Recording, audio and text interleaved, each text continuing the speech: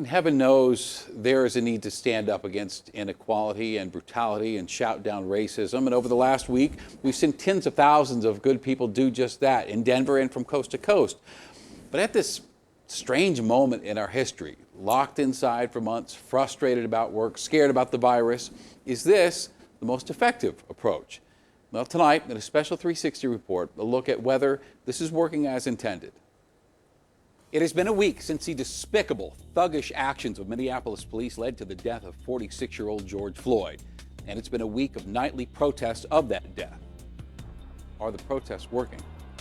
Each night, these protests, including here in Denver, have deteriorated into violence and property damage, pepper spray standoffs with police.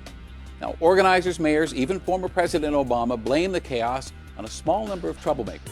They all agree that the overwhelming majority of participants have been peaceful, courageous, responsible, and inspiring, who deserve our respect and support, not condemnation. Those are President Obama's words.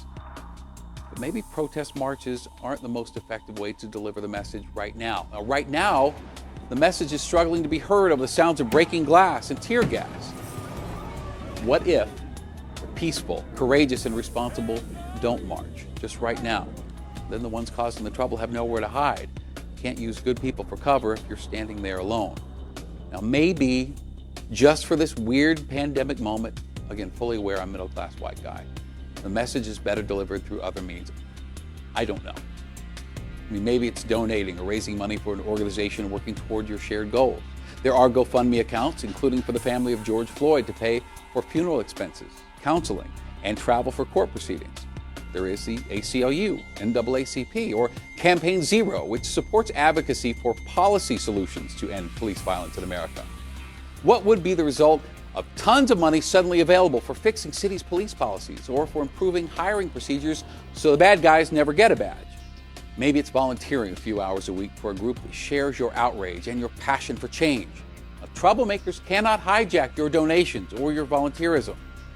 Now, I understand that donating, volunteering, even voting don't provide that outlet of immediate action. But is this immediate action working? 45 million Americans were under curfew Sunday night, and half the states now have called out the National Guard. Now, maybe the peaceful, courageous, and responsible have no choice but to keep marching. With faith, their message will eventually drown out the sirens. And if that is the case, we all hope it happens soon. And if you've been watching these protests unfold, we want to hear from you, your thoughts, your message, your reaction. Please email us 360@thedenverchannel.com. Your input is so important.